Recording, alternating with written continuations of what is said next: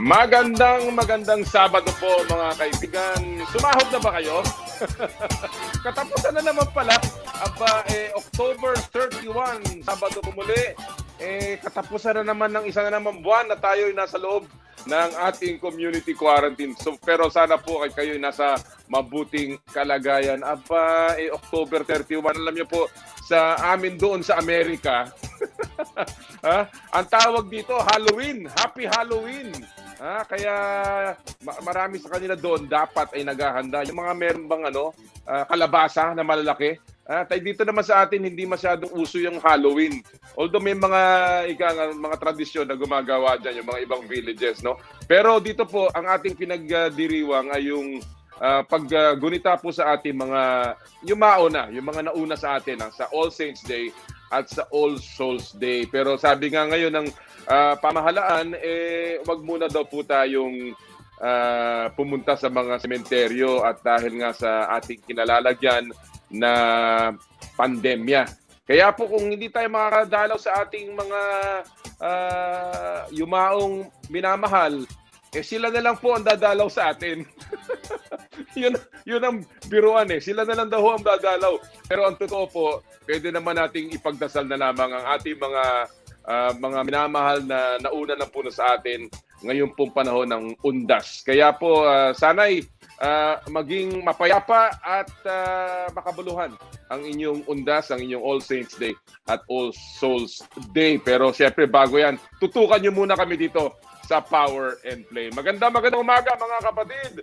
Ang Power and Play po hatid sa inyo ng Big Boss Cement, Big Boss sa tatag, Big Boss sa tibay, and of course ng Cherry Loom, ang yerong may aluminum. Naku, ang dami nating pag-uusapan pero gusto ko munang batiin lahat po ng ating mga tagapakinig sa Radyo 5, 92.3 News FM. And of course, sa pamamagitan po ng 1PH sa Signal TV. And we are also live streamed sa Facebook Live ng Power and Play at ng Radyo 5 Facebook pages at sa Noli Iyala YouTube channel. Magandang umaga sa inyo lahat ng mga biyahero. Yung mga biyahero po na maglo-long weekend. Itong bihira. Long weekend. Yan tagal na ng weekend natin. Mula Marso, weekend na tayo.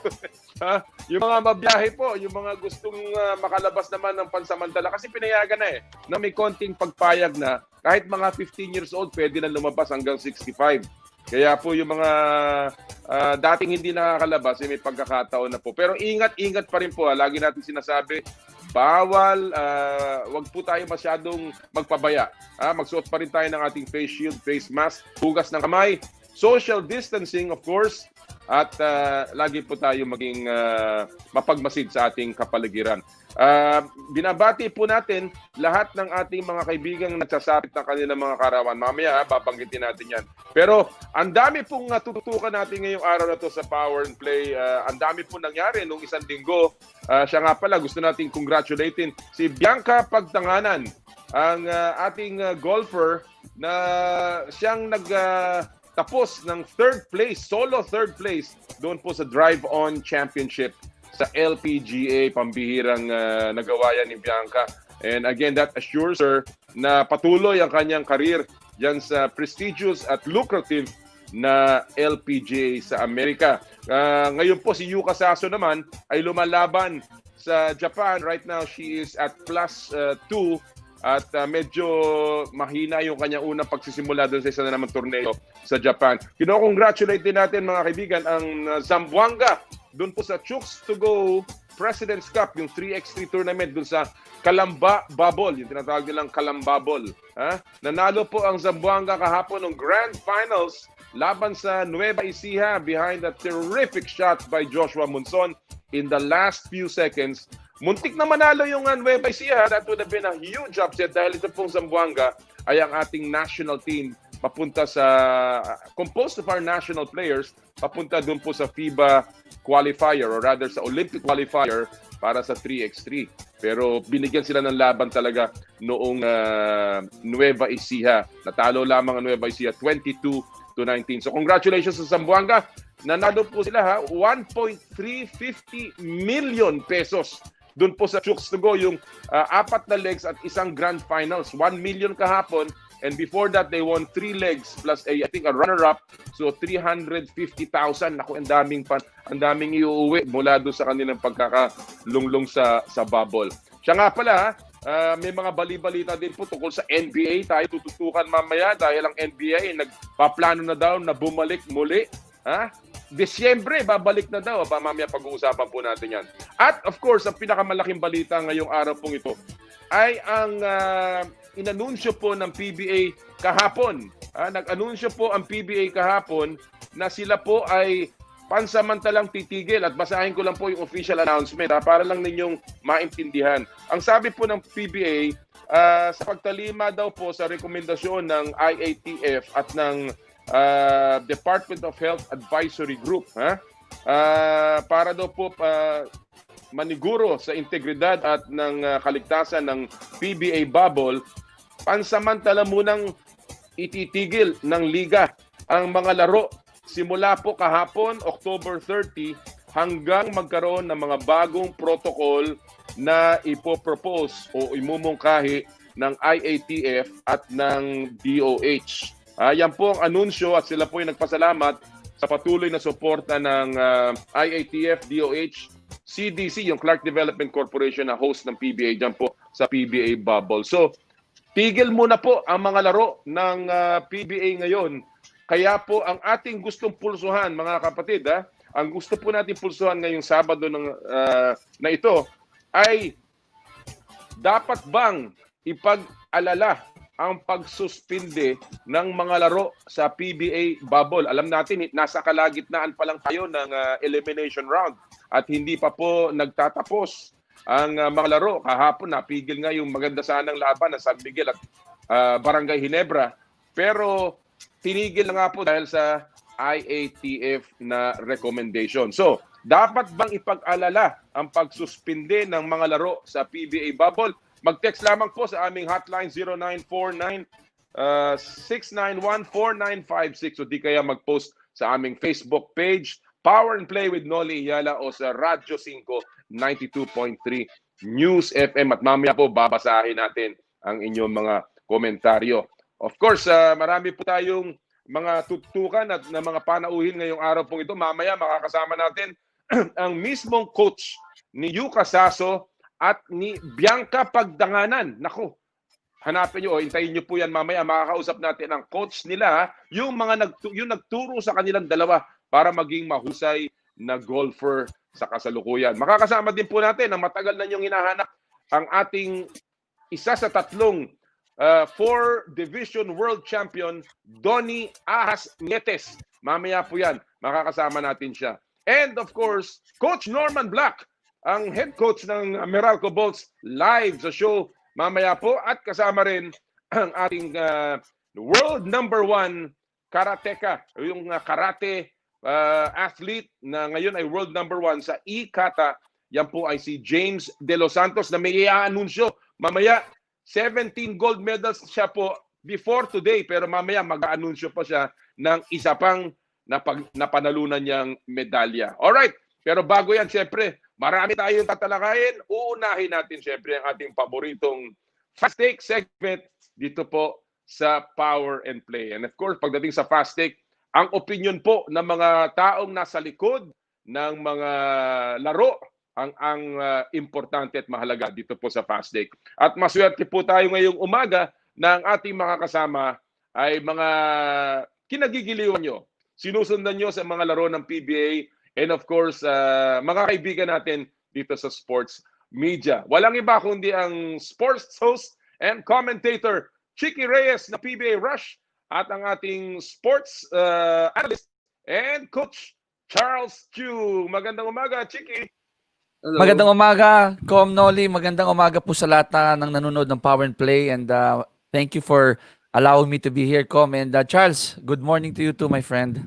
Magandang umaga, Charles. Good morning, Chiki. Good morning, Com Noli. Thank you for having me here. It's been a while. It's good to see you. Naku, alam nyo, ito sabihin ko talaga, nanonood ako ng PBA Rush. At lagi ako nag-i-enjoy sa tandem ninyo. Alam ko yan, nag-tandem kayo recently.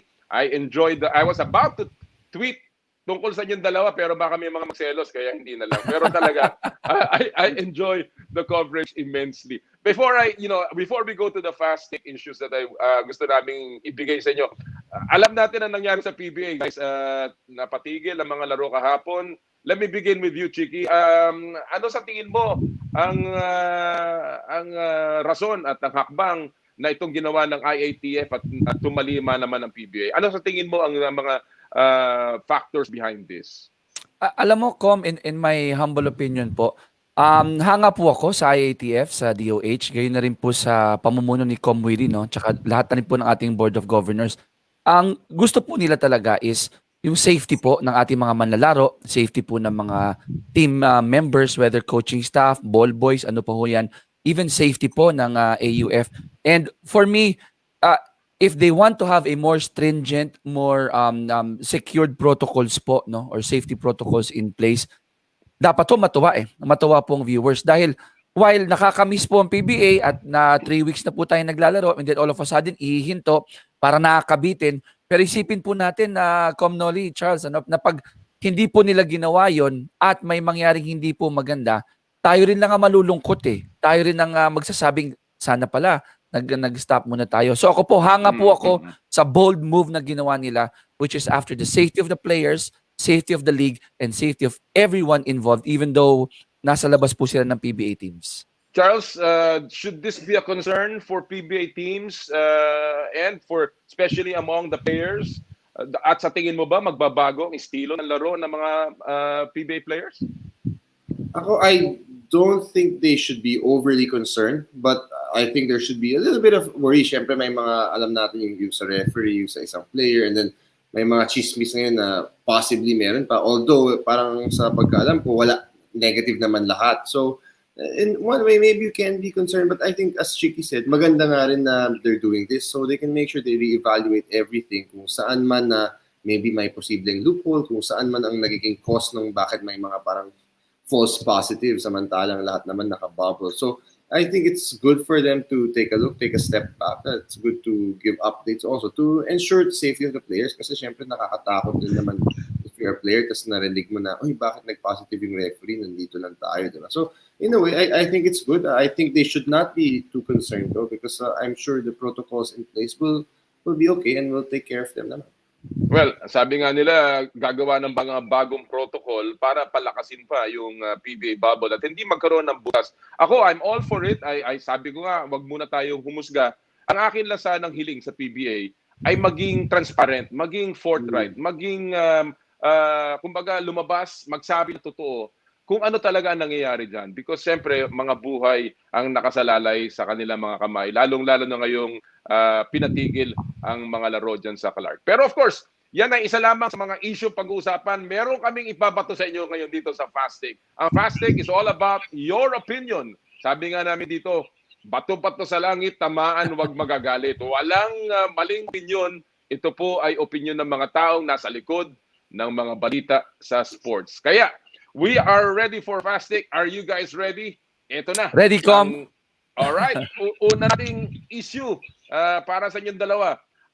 Alam naman natin na si Calvin Abueva ay nagbalik na sa PBA. Nagkaroon ng clamor, nagkaroon ng hinaing, nagkaroon ng konting PR issue dyan para sa PBA, but he's back and he has done so well. So ang tanong, for our first Fast Take issue, ano ang magiging epekto ng pagbabalik ni Calvin Abueva para sa Phoenix at sa buong PBA? I will begin with you, Coach Charles. You have 1 minute. Go. Oh, hirap pa. I think first of all for Phoenix, sobrang laking epekto ng pagbalik ni Calvin. I mean, his numbers right now don't lie. 21 points, 13 rebounds, 7 assists. He gives them a chance to be able to compete with any of the teams in the PBA. Silang tatlo ni Matthew Knight, ni Jason Perkins. Now they have a big three. I feel they're as good as any big three in the league. But yung mga hindi pa lumalabas sa stats ni Calvin is yung energy niya, yung presence niya, yung physicality. I mean, yun ang malaking bagay. And for the league naman, grabe, si Calvin naman, siya yung parang polarizing player eh. Love him or hate him. He has fans that really love him. And he has people who rabidly dislike him also. So he can be a villain, but if you for your team, sobrang okay siya. And he's the personality na mahal ng mga Pinoy kasi palaban talaga. Gives it his all. really, he's a character, he's an entertainer. So I think he overall will be good for the PBA. I'm happy na nabigyan ulit ng chance si Calvin. Well, talagang tayo lahat ay ika nga natutuwa sa pagbabalik ni Calvin Abueva. Lalong-lalo na yung mga kabalin niya na mga kapampangan. Kung saan naglalaro ang PBA, kaya napaka-importante niyan. Alright, same question para kay Chiki. Ito ang tanong muli. Ano magiging epekto ng pagbabalik ni Calvin Abueva hindi lamang sa Phoenix, kung hindi sa buong liga ng PBA? Chiki, you have 1 minute. Go! Para sa akin, Com, ang pagbabalik ni Calvin, simoy ng hangin, a breath of fresh air that he was able to come back. Imagine ngayon po ang Phoenix at number 6 with a 4-3 record, although they're coming off a loss. Pero nung pagbalik ni Calvin, totally different Calvin. Nag-best player, di ba? Very, very controlled po siya. Tapos nung last game nila, nung medyo nakurot siya, nagsumbong lang siya. No? So, it's actually a breath of fresh air for Phoenix. Also, may sense of security sila. Dahil yung mga ibang player, ang dating, ito na si Big Brother. Tutulungan na ako ni Big Brother. Calvin is back. Sa basketball aspect naman po, good source of points. Tama si Charles. Spacer ho siya. Tinutulungan si Matt, si RJ, even Justin. Provides help to Perkins. Pero for the PBA, it shows that the league, the commissioner, the board of governors are compassionate for as long as the player is willing and ready to change. And this will endear the league po to their current fans, pati rin po sa future fans ng PBA. Well, if it's any indication, yung dami ng nanood nung laban o yung pagbabalik ni Calvin nung isang araw na over 170,000 views yata, no? Doon sa kanilang site, sa website nila, that is impressive. At hindi naman natin sasabihin si Calvin lang yan, but of course, a big factor was the return of the beast. All right. Let's go to our second fast take issue of the day. Alam naman natin na ang daming magandang naglalaro at itong pagtigil ng PBA, medyo nakatigil din ng momentum ng ibang players. So, ang tanong namin sa inyo, kung matatapos today ang PBA, at natapos nga ngayon, pansamantala, pero kung matatapos today at tayo hihirang ng MVP, Rookie of the Year at Most Improved Player sa PBA bubble, sino yon so far para sa inyo? I will begin with you, Chiki. 1 minute. Go.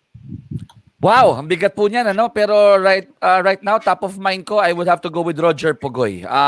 Imagine in 6 games, 22 points per game, 6 rebounds per game, 2.5 assists per game, shooting 47% from the floor, 40% from 3-point line, tapos 91% pa from the free throw area. And he's averaging about 35-36 minutes a game.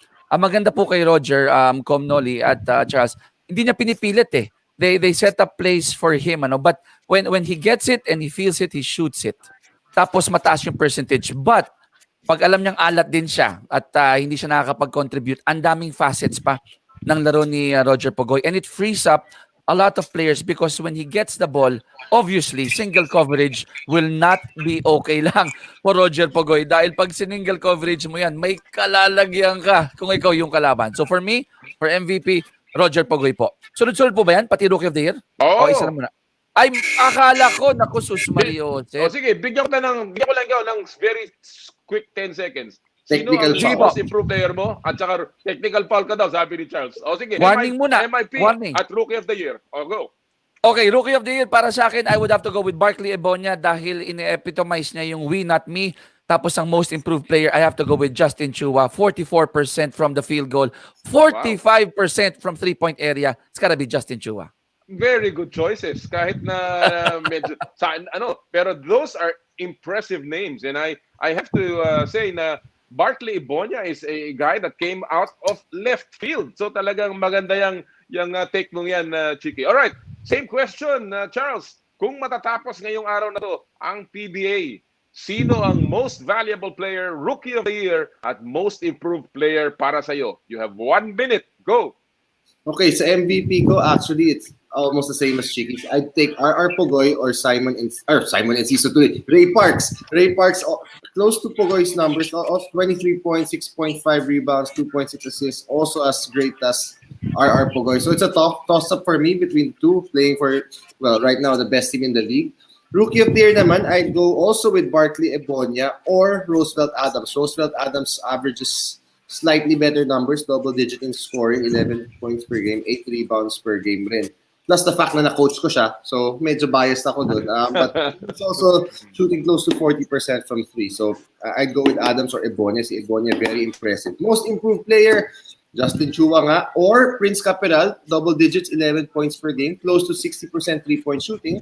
Pwede rin si Don Toliano, who's become the go-to guy, the real go-to guy for Blackwater. Pero yun na nga, those three, Justin Chua, Troliano, or Prince Capital. Tough choice, but daya ko ba tatlong sagot? Sige, pwede na rin si Justin Chua. Sabi isa lang eh. Sabi isa lang. Pambira to.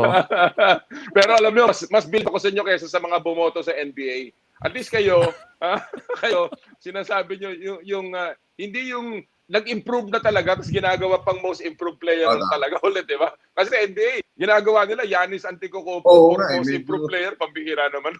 MVP ka na ginawa mo pang most improved player. Alright, ito na ang ating ikatlong issue. Third and final issue of the day. Ito ay tungkol naman sa NBA na pinag-uusapan natin. Alam natin, nag-champion na ang LA, nagpapahinga na ang mga hari, at si LeBron James, hindi natin alam kung ilang bote na ng wine ang naiinom. But of course, alam din natin ang NBA has lost $1.5 billion because of of this year. Dahil sa pandemic and of course, yung gastos nila sa NBA bubble. So, ang tanong natin, ngayon na nagpaplano ang NBA na magsimula kagad sa Disyembre. They want a December return para sa NBA. Tama lang ba o masyadong maaga? I will begin with you, Charles. 1 minute, go! For me, it's a bit too early. I know, although you also have to understand the side of the owners. Siyempre, they need the money, they need the revenues to be able to support the team in the league. Pero as a person right now in this pandemic, I guess you want everything to kind of slow down a bit more by maybe 2-3 weeks. Bigyan na rin ng time yung players to spend Christmas, New Year with their families before getting them to go out and play. I know they want to try to have more fans and mas open na yung game kind of like the regular schedule. Pero para sa akin, parang medyo maaga pa ngayon eh. You have you have an upcoming US election. So there's so many things that can change. I'd like to see the pandemic kind of improve a bit sa USA, especially medyo record-breaking na naman sila sa cases. So sana mas may time. You need also the players to heal up. If not, kaya sabi nga nila Danny Green, you expect a lot of the Lakers to sit out some games and maybe the players who had deep playoff runs. So hopefully they can give them a little bit more time to recover and prepare. Very excellent, very good points, Charles, especially about magpapasko. 3 buwan na nga silang nagkawalay, biglang sa Pasko pa, muli gagawin yan. And of course, hindi natin alam kung ano yung modelong gagawin nila, considering that it may no longer be the Orlando bubble here. So again, with the rising cases in the US, that is an excellent point. Same question, Chicky. For our final take of the day, ngayon na sinasabi ng NBA, let us do a restart in December. Masyado bang maaga o tama lang? You have 1 minute, Chiki. Go! Para sa akin, 3 bagay po. Una, from a business standpoint, tama nga naman nabigyan natin yung mga owners ng pagkakataong huminga, makabawi, and to think of how they can make this business grow.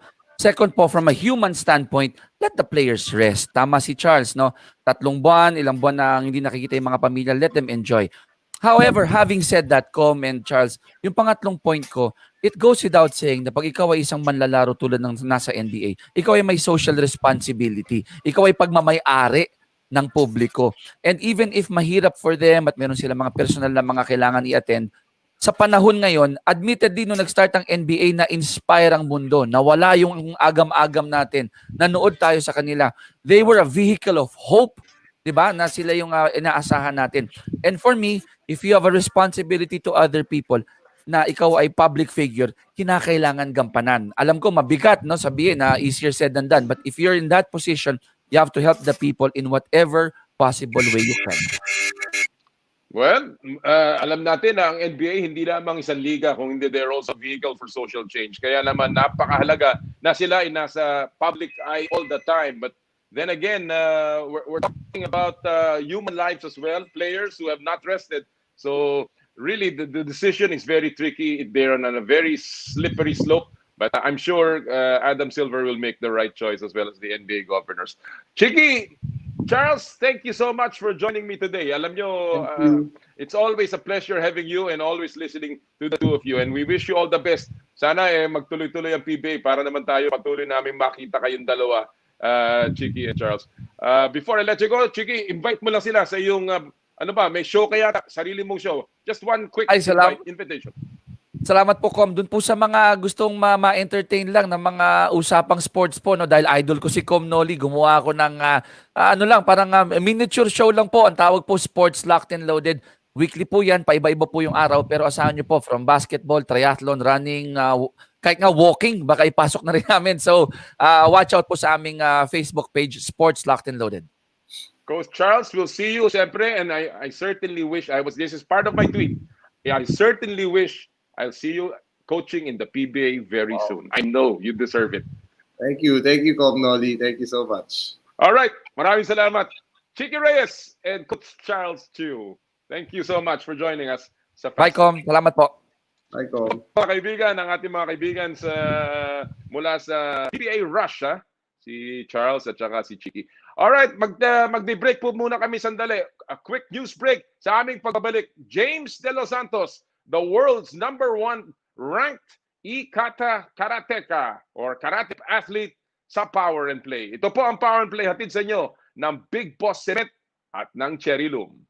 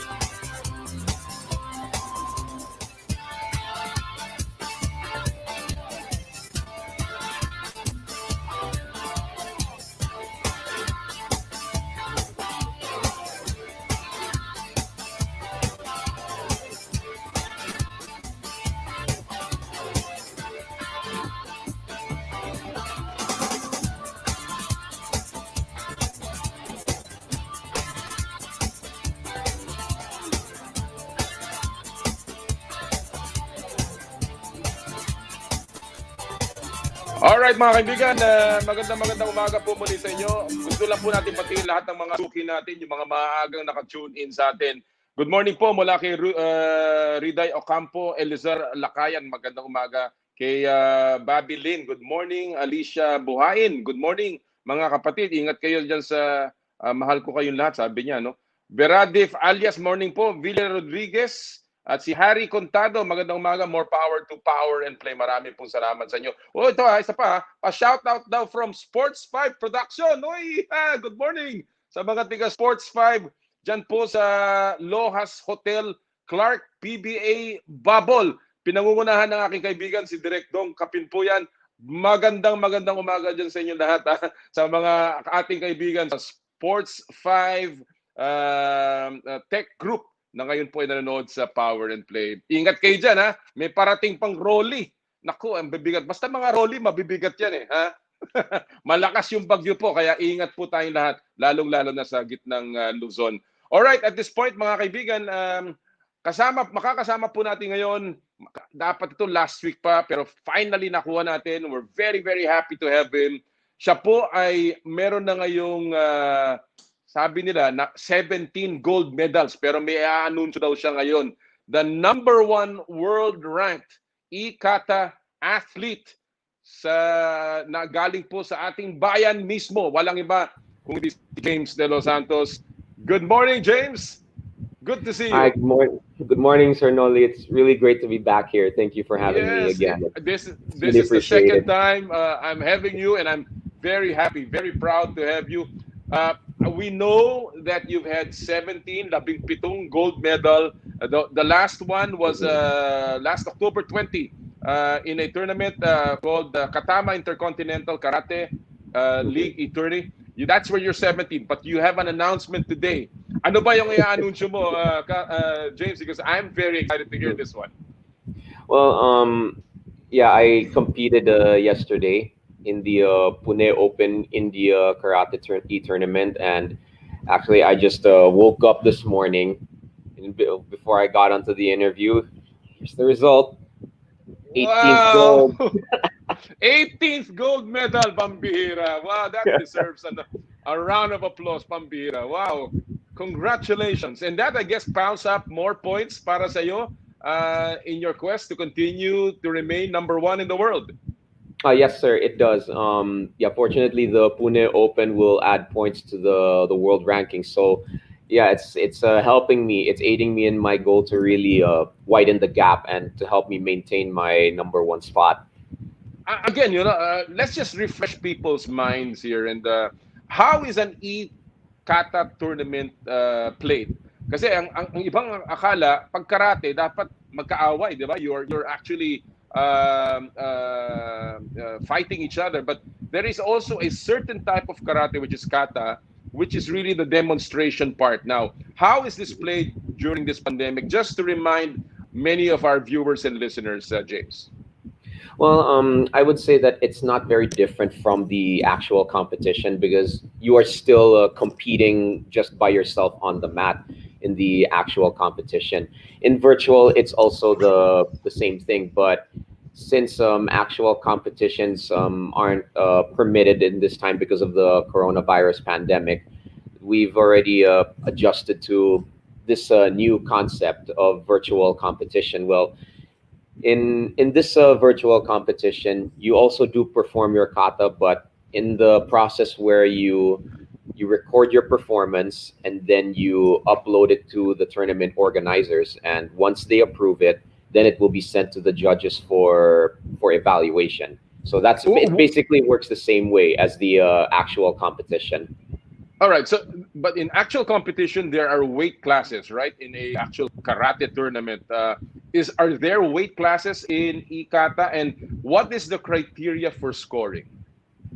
Well, actually, there are weight classes in karate competitions, but that's only for the kumite event or the sparring event. That's just right. Just like in boxing or in Muay Thai, like in any sparring division, there's weight classes. But in kata, since it's a performance type of competition, there's no weight class, and there's only one category for the individual. For the individual competition, there's only one category. Mm. I know that you have a particular coach, Coach Masa Saito. Actually, parang pareho yung pangalan niya sa father ni Yuka Saso. Masa Saso yun eh, yung father ni Yuka. This guy is Masa Saito.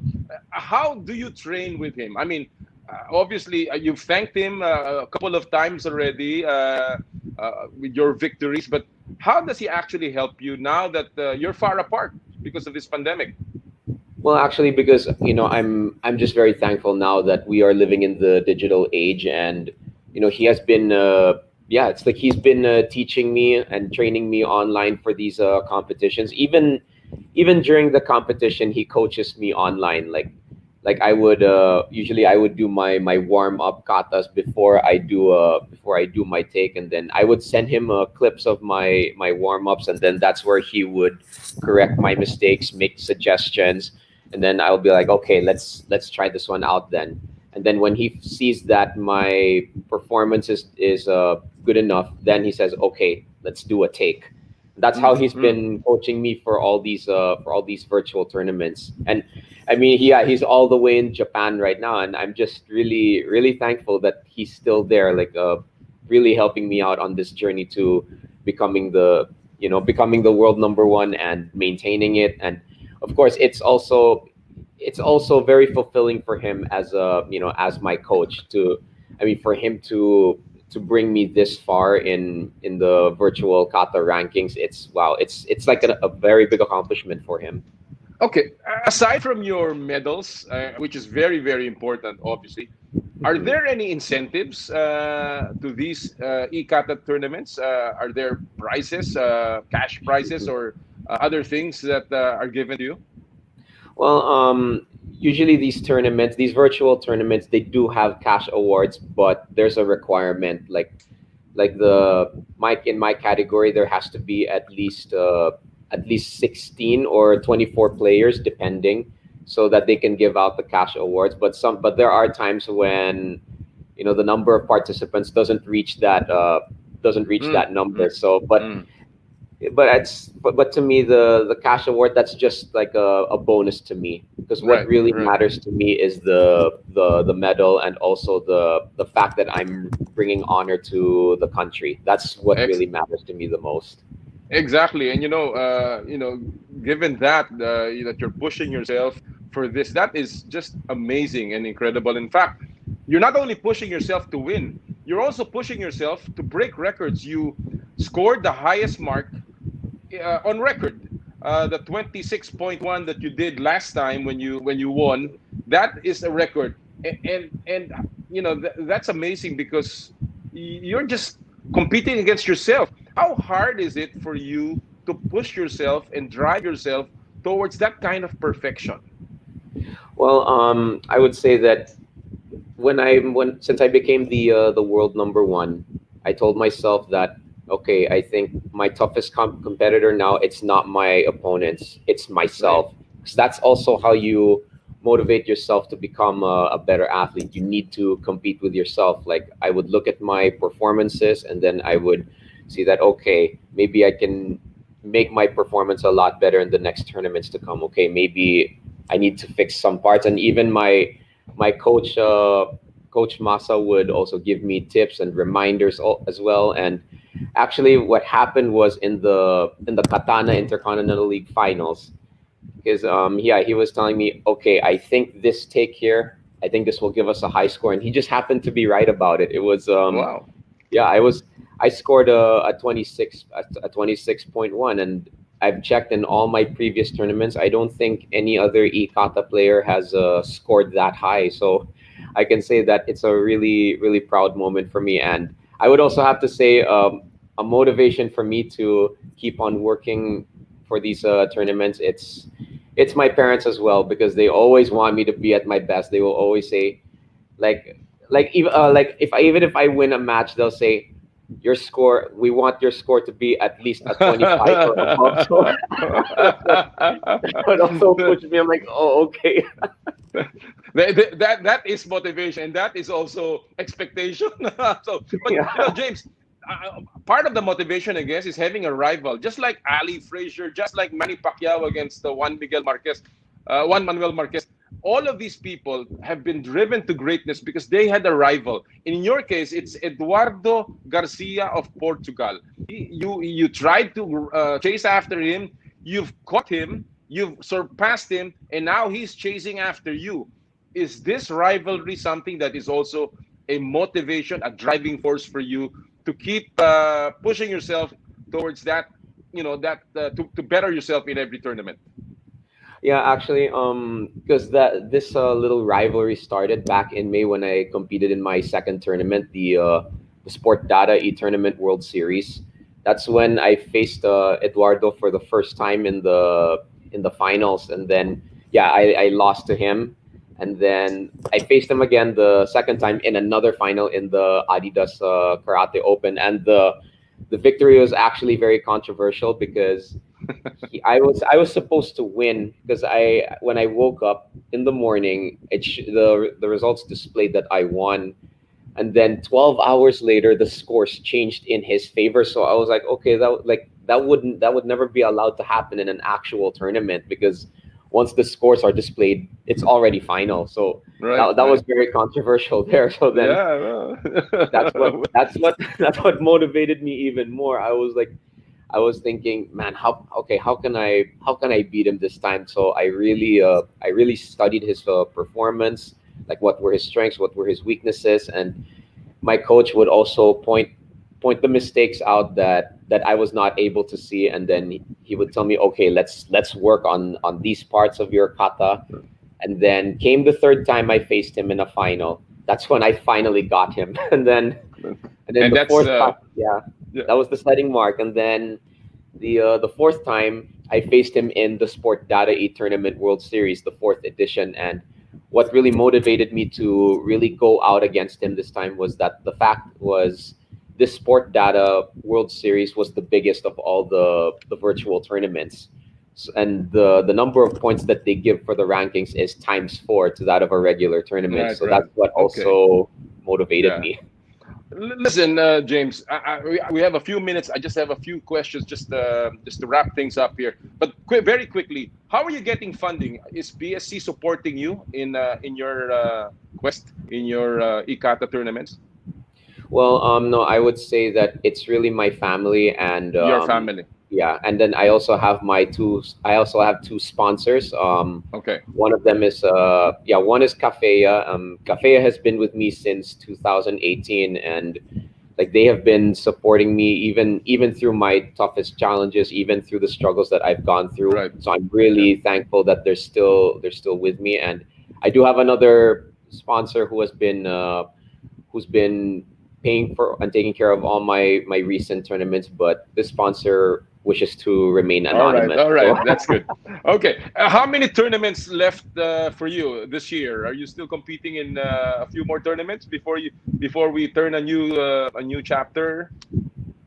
Well, I have 12 tournaments this coming November, and I've already signed up to join all of them. And I've heard there will be a lot of tournaments during Christmas season as well. So I don't think it'll be much of a holiday for me this year. and it also means the 18th gold medal won't be the last. Before I let you go, James, looking back, I know that we all know your history. 3-time bronze medalist in the Southeast Asian Games. You were cut in 2019. Looking back now, getting cut in the SEA Games, the pandemic, now world number 1. Would you change anything in this entire journey that you've taken so far? Well, sir, like when I used to watch this video of Steve Harvey on his Motivated series, and this one episode was called "Pain Always Leaves a Gift."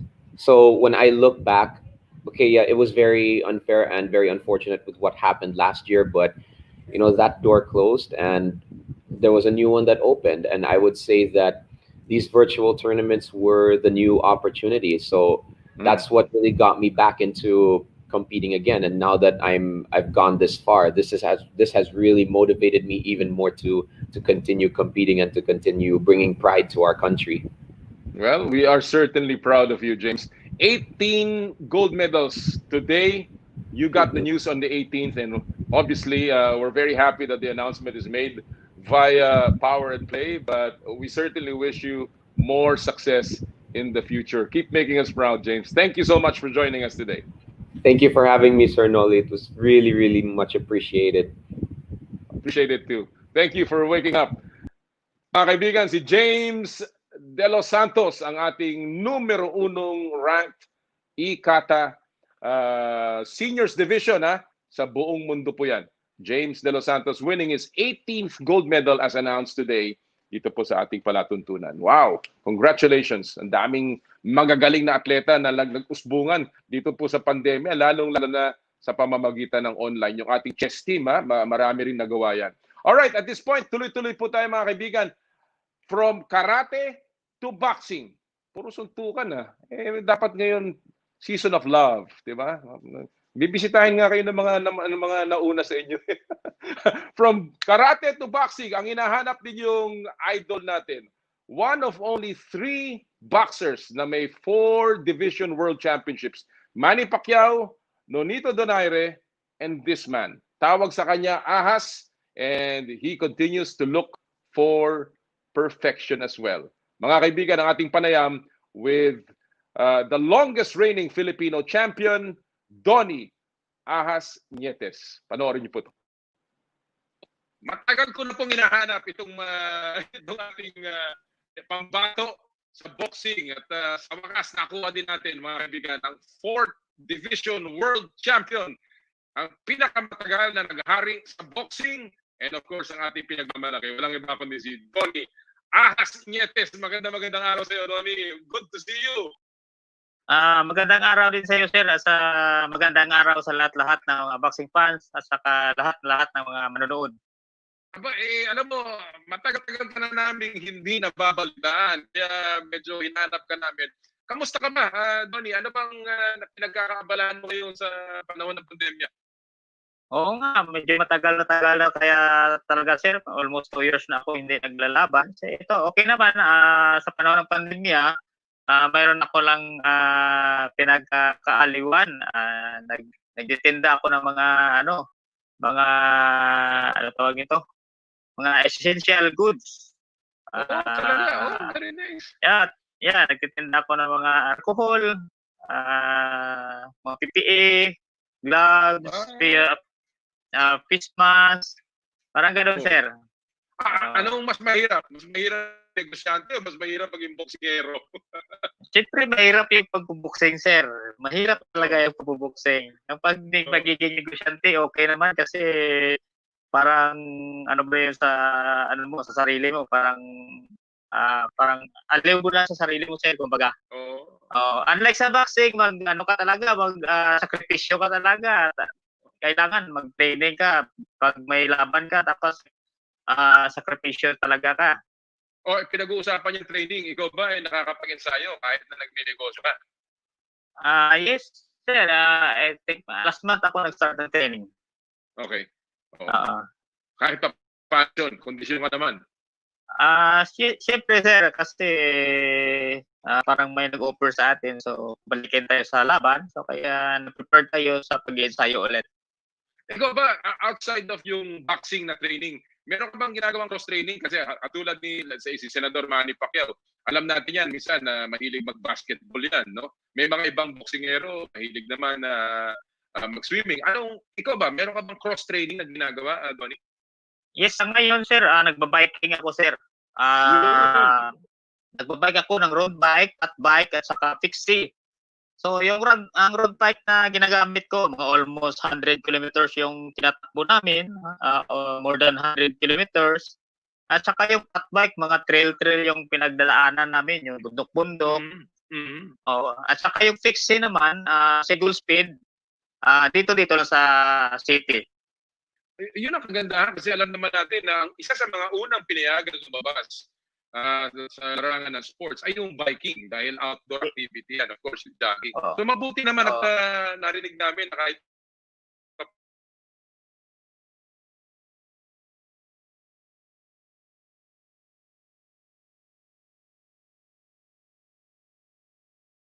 nagbabike talaga ako. Oo. Alright. Well, alam natin na ngayong panahon ng pandemya, ang hirap ng nangyari sa larangan ng boxing. But of course, aside from that, na nangyari sa mundo ng boxing, yung mundo mo na ginagawa.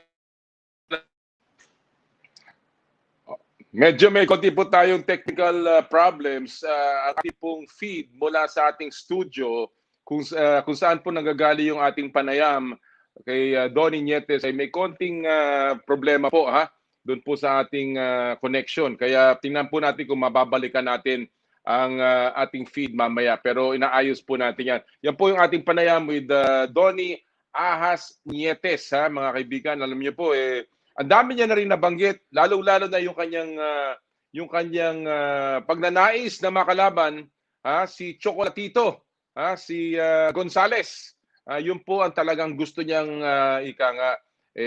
makuha. Kaya po sana maibalik natin yung panayam natin kay Donnie Ahas Nietes. Alright, bago po tayo mag-break, gusto ko lang pong batiin ng good morning si Elmer Gabiana. Magandang umaga. Si Baldomero. Ano ba to? Ursesio Senior. Magandang umaga daw sa lahat. Si Eunice. Si Eunice Mohe, mga kaibigan, is watching. Si Zaldi Cosep Sahonia. Good morning po, Comnoli from Imus, Cavite. Ricky Kaliwan. Magandang umaga. Francisco Garcia. Jose Escalano Jr. Magandang umaga po sa inyong lahat. Binabati ko rin ng isang happy birthday ang isa kong kaibigan at isang golf mate, kaklase. Walang iba kundi si Judge Monique Kisumbing Ignacio. Happy birthday, Monique, sa iyo. And of course, ang aking kaibigan at matalik na kaibigan, belated happy birthday kay Edward De Vera. Yan, siyempre. Sa iyong pamilya, si Kat, and of course, ang inyong mga boys. Happy birthday, Edward. Alright, we'll take a quick break, mga kaibigan. Magbabalik pa po ang Power and Play hatid sa inyo ng Big Boss Cement at ng Cherry Loom.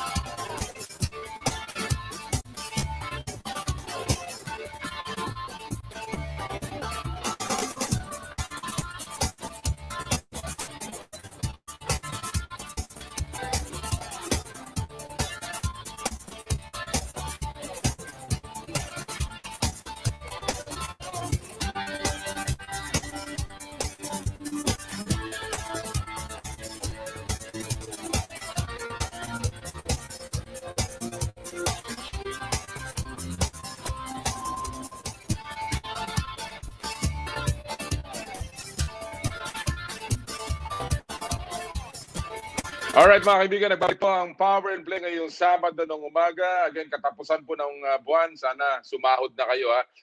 Speaking of sahod, gusto po natin magpasalamat sa lahat ng nagpapasahod sa atin. Yung mga sumusuporta po sa Power and Play. At gusto ko pong banggitin ngayon lahat po ng mga taga-suporta ng Power and Play. Maraming salamat sa Big Boss Cement, Big Boss sa Tatag, Big Boss sa Tibay. Nandito na ang Big Boss Cement. Di basta matitibag, approved sa kalikasan at sa sobrang abot kaya. Big Boss Cement is the first eco-friendly cement company in the Philippines. First and only cement that is produced with low to 0% of high carbon footprint raw materials. Again, Big Boss Cement, Big Boss at Tag, Big Boss sa Tibay. Gusto po natin magpasalamat kay Engineer Gilbert Cruz, ang kanilang President and Chief Company Innovator, sa kanyang suporta po, hindi lamang sa Power and Play, kundi sa lahat po ng mga sports na sinusuportahan ng Big Boss Cement. And of course, kay Fen at ang buong marketing staff. Gusto rin po natin magpasalamat sa Cherry Loom. Sa ganitong pabago-bago ng panahon, mga kababayan, sobrang init tapos biglang uulan, kagaya ngayon, may bagyo na naman. Kailangan natin ng matibay at protektadong bubong. Dapat ang bubong ay yerong may aluminum para tiyak na pangmatagalan. Alam mo ba, pagka ang yero nyo ay may halong aluminum, ito ay tumatagal. At isa lang ang alam kong dekalidad na yerong may aluminum, yan ang Cherry Loom. Tibay protektado sa pangmatagalang yero. Cherry Loom, ang yerong may aluminum. Maraming salamat kay paring Elmer Ngo at sa buong staff ng Cherry Loom. Marami din po salamat sa Joyride, ang bago ninyong or rather Elms Resto Bar and Group. Ang Elms Resto Bar and Group ay may iba't ibang mga potahe. Kailangan nyo ba ng pang-almusal, snack, lunch, dinner, o kahit pulutan lang? Grab your phone and order now. Meron din party platters po ang Elms Resto Bar Group. Elms Kare-Kare and Beef or Bagnet Sizzling Sinigang na corned beef, Elms Old Style Burger, at iba't ibang klaseng pasta. Of course, they are also home of fried itik sa kanilang mga branches sa Quezon City, Calle Bistro Ever Commonwealth, Robinsons Novaliches, sa Poblacion Makati, and of course sa Brixton Street sa Pasig. Elms Resto Bar Group, hanapin lamang ninyo si Ma'am Malu Yambao. Maraming salamat, Ma'am Malu Yambao. Alright, Joyride, ang bago niyong kasundo. Wherever you are, whatever you need, we can deliver. Mabilis, mura at mapagkakatiwalaan na delivery. Dito na kayo sa subok na ang Joyride. Download the Joyride app now. Sawa na sa paulit-ulit na ulam, try something new today. Check out Joyride's business partners offers on their social media pages sa IG page ng Joyride Philippines. Marami din po salamat, of course, Maquillage Professional School of Makeup Artistry, ang ating official makeup ng Power and Play. And of course, marami po salamat sa Skin, Your Face and Body Anti-Aging Center. Ang Skin po ay patuloy na nagbibigay ng kanilang mga serbisyo, lalong-lalo na ngayong panahon ng pandemya.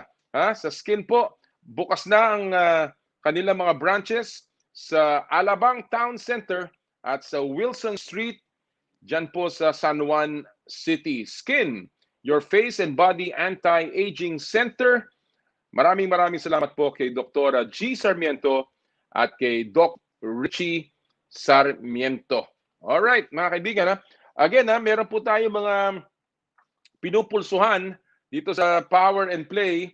Ang ating pong pinupulsuhan ngayon, dapat bang ipag-alala ang pagsuspinde ng mga laro sa PBA bubble? Kasi alam niyo po, kagaya nung nakikwento natin kanina,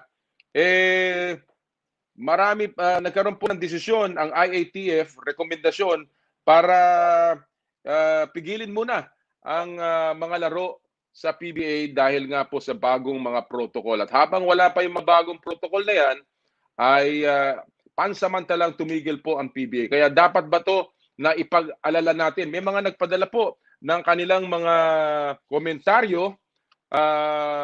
Pero bago po natin basahin lahat ng mga komentaryo ng ating mga kaibigan na sumama po sa pulso. Kasama na po natin ngayon ang ating susunod na panauhin. At siya po ay makakausap natin live from the PBA bubble itself. Walang iba kundi ang ating kaibigan, head coach of the Meralco Bolts, Coach Norman Black. Coach Norman, good morning. Magandang umaga, Noli. Magandang umaga sa PBA fans and Meralco fans. Magandang umaga. It's good to see you. Looking good, fresh. You don't have practices today because of what happened yesterday. Okay, so the first question, Norman, I want to ask you, and I know that these are things that ayaw namin kayong tanong because I think we will ask this to the commissioner himself. Pero how are you reacting to this news? Na the PBA has decided to stop the games for a while because of the recommendation of the IATF. How is the team? How are you taking it? And how are the players taking it? Ang feeling ko, Noli, ang situation dito sa bubble, very fluid. You really don't know exactly what's going to happen because of the situation with the pandemic. So, importante talaga ang adjustments. Mhm. So if may problema sa gabi, then you just adjust to that. That's what we have to do in this situation. Just so everybody's safe. And we really trust our leadership, led by our commissioner and our chairman, Ricky Vargas, and Commissioner, that they are making the best decisions for us. So, we just have to trust the decisions and just react to them and adjust.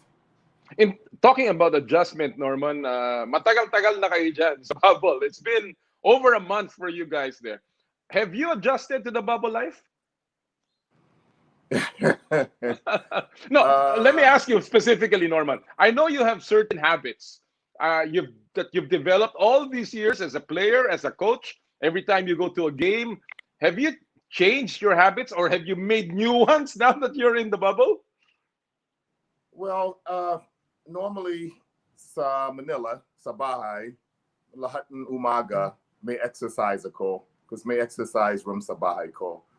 Pero dito, may oras parang exercise.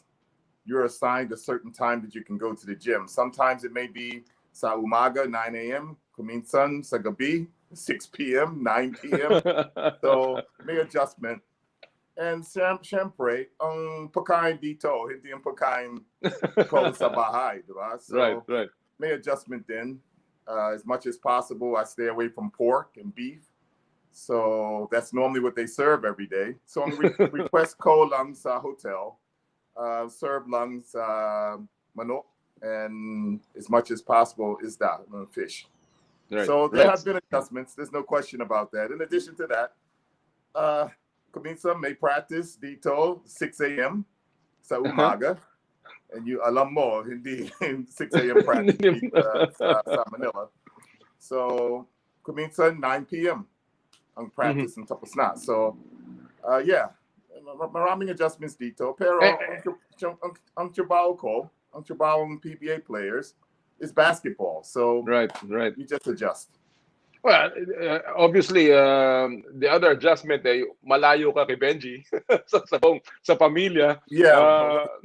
You haven't been away from her for this long, no, Norman. Obviously, hindi ganito katagal na magkayo separated, no. So, but I guess it helps that you have a son there, Aaron, to keep you at least close to family in some way. Swerte ko dito si Aaron sa bubble din sa Meralco team, and swerte din kasi may technology, diba? So right. Lahat na araw may FaceTime sa mga asawa ko, si Benji. So it's not the same as being there, but it's the next best thing. All right. When you talk about that, obviously, hindi lamang ikaw ang apektado, Coach. All the players are in that situation where they are missing their families. At medyo naiinip, no? They're getting bored, monotonous. And you do this thing over and over again, day in, day out. Obviously, there will be loneliness that will be setting in, the feeling of isolation. How are you and your team battling this? And what are the programs that you have for your team para malabanan itong boredom na to? What we try to do every day, because we have practice every day. So it's not like lahat ng oras sa kwarto, sa room. sa hotel room. We have practice every day. So lahat ng practice, lahat ng araw may practice. We have viewing every day. So we have time in the lounge, the viewing lounge, for us to go over offense and defense and philosophies and strategies. So that's a way of getting the players out of the room also. In addition to that, we have at least 1 hour a day in the pool. We have 1 hour in a day in the exercise room. So that's another opportunity to get out of the room. And today we're going to have a meal, a team meal together.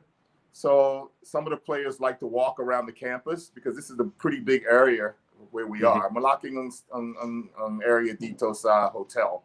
So you can actually jog around, you can walk around, you can get outside the hotel and do that. So yeah, we're in a bubble. So it is very limited. Talaga ang movements dito. Pero you just have to find ways to keep yourself occupied so you don't stay in the room.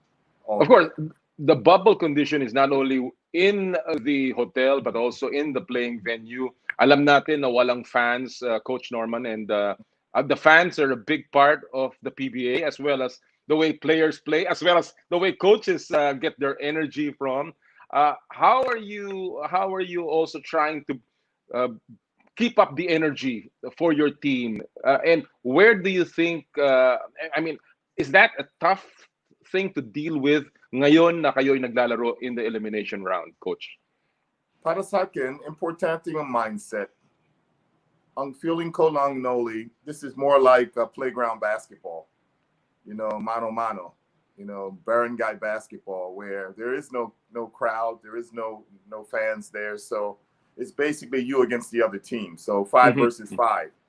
And that's the way you have to look at it. You have to be competitive. You have to be tough-minded, because you don't really have a crowd to back you up. And you just got to go out there and play. I think it probably benefits the younger players a little bit more because there's no pressure coming from the crowd. Right. If a younger player plays against Ginebra for the first time, he's going to feel it. There's no question about that because of the crowd. In this situation, it's just like playing 5-on-5 in practice. So the younger guys probably will do a little bit better in this atmosphere because of that. For the veterans, it's just basketball as usual. You know, it's 5 against 5. It's like I'm sure you grew up where, you know, you play 5-on-5 and then the losers get off, the winners stay on. It's a very similar situation, except for it's for all the marbles. It's for a big game. That's true. And well, sabi mo nga, Coach, trabaho ninyo yan. Eh. So you know, whatever the situation whatever is given to you, you'll just have to deal with it. Hindi lang naman ang Meralco nandyan, kundi everyone else is in the same boat. Now, let's talk about your team, Coach Norman. It's been up and down. You're at even 500 right now, 3-3, 7th place, and although it's 7th place, that could easily be 3rd place. You're just a game behind the 3rd placer right now, so it's not as if a 7th place is so far behind. But it's still been up and down for you. How big a part of this of your conditioning? How big a part of this run so far has been your conditioning? Because we all know that you've had very limited time to really get everyone in the game shape that you want. Do you think you're getting there, and do you think that's going to be a big factor going down the stretch? I think our conditioning has gotten better. I don't think we were in very good condition when we arrived here. We were okay, but you never really know, Noli, because you haven't played any games. You haven't really practiced 5-on-5. Unfortunately for us, we had 4 players show up right before we started because they came in late. 5 players actually, because they came in late for various reasons. So that was a little bit difficult in the beginning. We've been up and down mainly because of the way we've been playing. Last game, we actually played pretty well against San Miguel for the majority of the game, but we faltered in the 4th quarter. We gave up a lot of 3-point shots in the 4th quarter. We gave up about 4 or 5 offensive rebounds, which really cost us down the stretch. So we just have to continue to play consistent basketball. Before we played San Miguel, we were actually playing pretty good basketball before that when we beat Alaska and NLEX. So you just have to stay ready. I mean, the one thing you have to understand about this bubble is you can't really get down on yourself about anything. You have to stay positive. You have to stay focused because you have a game coming up 2 days later. So you can't really be negative and really ride the players too much because you have to prepare for the next game almost immediately. Given that you play a few days later, you practice every day, of course, that's nothing new. I mean, you do that as well in Manila, although your games are a little more spaced during the pre-pandemic time. But is there a growing concern on injuries, Norman? We've seen some players already get injured in the bubble. Is that something that you're looking at, and that's why you pay some of your players? It happens, but I don't think you think about it. I mean, it just happens if it happens. Actually, if you ask me, we were rolling when we were playing every other day. And then they gave us 4 days off and we weren't the same team when we came back. So I'm okay with playing every other day. I think you get into a rhythm. Mhm. I've been trying to play more players, more minutes, just so we can really balance how much playing time the players get so they can stay fresh throughout the entire tournament. Mhm. But Noli, you just, it's almost like you're taking things as they come. Right. You don't want injuries, obviously. You don't want it to happen to your team. But if it does happen, you just have to adjust immediately. So far with the Meralco Bolts, Norman, we've seen a lot of you have somewhat of a new team. You've got a lot of new faces there, a lot of old faces as well. Some people have not come back. Of course, Ranidel has retired. Who has impressed you the most so far with your team, given the time to prepare and given the conditions inside the bubble? Well, just speaking about my team for a second, our major concern obviously is Raymond Amazon. He's coming back off of a knee injury, and he hasn't really been himself yet. But we're hoping as he gets in better shape, he's going to become better as the tournament goes on. But speaking on my team as a whole, in the past, all Filipinos, we haven't really done that well. As a matter of fact, we haven't even made it to the playoffs, I believe, in the last 4 all Filipino conferences. So that's really our goal right now. We want to make it to the playoffs. I mean, that's the initial goal. And then, of course, once you get there, you want to move on and try to make it to the semifinals and make it to the finals. But some guys have stepped up. Aaron has stepped up. I see him on the screen there. He's played really well as a rookie. Chris Newsom has probably been our best player so far in this tournament. He's also our leading scorer. Alain Maliksi has shot the ball well for us, even though he didn't shoot the ball well against San Miguel. He has shot the ball well for us in this particular tournament. Travis Jackson stepped up against Magnolia and had a big game for us. Raynel Hugnaten has been a surprise. I mean, I didn't expect as much as I'm getting from him right now. He's averaging about 12 points a game in this tournament.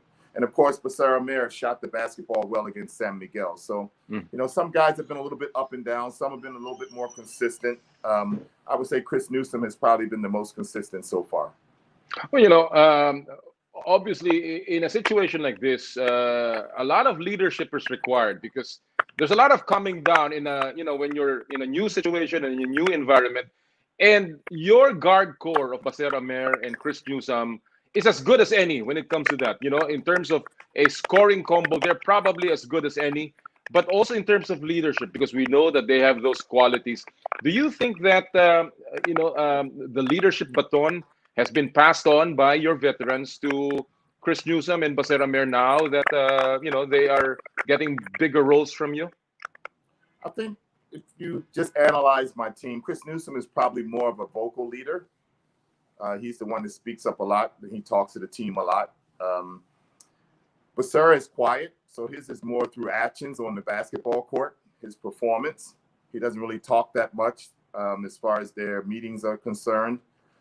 One guy that I didn't mention earlier who's been very consistent for us and has probably given us the most energy is Cliff Hodge. I mean, he's really stepped up for us, and he is definitely a leader. He's one of the captains on the team along with Raynel Hugnaten. So the leadership comes in all areas, but definitely we rely on our backcourt a lot for our success. Talk about your rookies, Norman. We know that you have picked up a couple of rookies. Of course, your son, Aaron. How much of a role do you expect them to play, and how much more playing time are you hoping to give many of them? Well, Mike Canete is not here. He did not join us in the bubble. He's my other rookie. Aaron is the only rookie we have here. I think his performance has probably been pretty good. He's been scoring the basketball. He's our leader as far as field goal percentage is concerned. He's a little bit unlucky with his assists so far because he's made some really good passes that the guys couldn't convert on, but I think in time that'll come. He rebounded the ball well last game against San Miguel. He had 8 rebounds in that game. So he stepped up for us as far as being a rookie is concerned. But he is a rookie, and he does make mistakes, and he's going to learn. And, you know, I was telling him last game, you're going up against Alex Cabugnot, you're going up against Chris Hodge. These guys are like 12, 13 years older than you. And of course, they have man strength also. So you're really going to have to adjust to the physicality. You're going to have to adjust to the quickness and all the games that these veteran players play with the rookies when they're out there on the basketball court. The game before that, he went up against Kiefer Ravenna. The game before that, it was Paul Lee and Halalon and Baroka. So you can imagine the type of talent that he's seeing every single night. So it's a little bit new to him. But Aaron he's stepped up and has done well for the team. You know, you've mentioned it, that you've struggled in the Philippine Cup. I think your best year was 2012, 2013, and the past 4 years it's been a struggle for you just to make it to the, to the next round. And but they've also said, a lot of people have said that the last time you played with your son, and that was your stepson Chris Stan, you won a championship, and now you're playing with Aaron. And is this a foreboding of things? But more than that, what areas do you think, Coach Norman, do the Meralco Bolts need in order to really get you over the hump at this point? Well, going into our last game, Noli, we were shooting the ball really well. I mean, we were shooting number 2 in the league in field goal percentage, offensive efficiency, which is something unusual for us. And then we run up against San Miguel, and all of a sudden we make 4 out of 16 foul shots, which really cost us the game. Nobody really looks at that, but we lost that game because we couldn't make our foul shots. If we had made our foul shots, we would have probably had a much better chance of winning. And you can't make 4 out of 16 foul shots and win any game. It's not going to happen. So what we've been doing the last couple of days, we've gotten in the gym and, we've worked on our free throw shooting. We've worked on our 3-point shooting, which is another area of concern. So, we're trying to get better at the things that we're weak at right now. Defensively, our defense hasn't really kicked in the way it normally does. Normally, we're one of the top defensive teams. Instead, we've been one of the top offensive teams this conference and one of the weaker defensive teams. So we're trying to get our defense to be a little bit more effective on the basketball court. Luckily for us, we have maybe, I think, 4 games coming up in 8 days once the league starts again. So things will start rolling along, and hopefully we can get some rhythm. And like I said, the key is to make the playoffs and give our guys a chance to advance. Among the teams so far that you've seen, and I'm sure you've seen everyone, of course, we know Tokentex and Ginebra are back there on top, and Rain or Shine is making a strong move. But who do you think would be late bloomers here and teams to watch out for once we resume and going to the tail end of the elimination round? Well, I'm sure everyone, lahat ng teams dito sa PBA, ang gustong run. They want to make a run. Meralco wants to make a run at the right time, make the playoffs. You don't want to falter at the end. Obviously, we're in a little bit better situation than some of the other teams, but we have to stay a step ahead of them as much as we can. Tokentex has been the best team I've seen so far. As far as their offense is concerned, they've been very, very deadly from three-point line. From the three-point line, they've scored a lot of points in the paint, so they're going to be a tough out when we play them. We still play them. Rain and Shine has played very well, particularly on the defensive end. We still play them also. We lost pretty badly to Ginebra. They've been sharing the basketball very, very well, something that we've also been doing. I mean, we're averaging about 22 assists a game, which is 3rd in the league, so we've done a good job of sharing the ball, but Ginebra is really great at that. They average about 26 assists a game. So a lot of teams have done well. I'm not sure which teams will step up here at the end. I know Alaska has been playing well lately. Mm-hmm. So I think everybody's goal is to try to finish the elimination round strong. And of course, San Miguel is coming on strong, the defending champion. They will never be counted out, even without Junmar Fajardo. Now, Norman, you have, as I mentioned a while ago, new faces. You have old veterans in your team, and obviously, when you mix up a lot of these new guys and not having enough time to prepare, chemistry becomes an issue. How are you building chemistry within the bubble? And do you think that slowly this team is gelling on and off the court, and and that's going to be a factor for you as you make a run here in the Philippine Cup? Well, it's hard not to have chemistry here. You're together 24/7. I mean, you're together the entire day. Like I said, you practice together. You go to the weight room, you go to the pool together.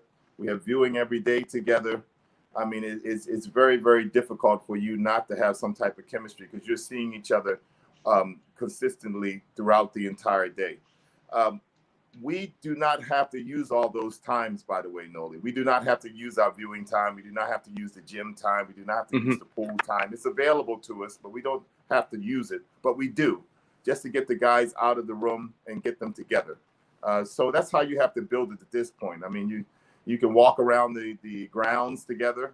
That's one way you can try to improve your chemistry. But at the same time, you are a little bit limited in what you can do here in the bubble. I mean, they do not want us interacting with the other teams.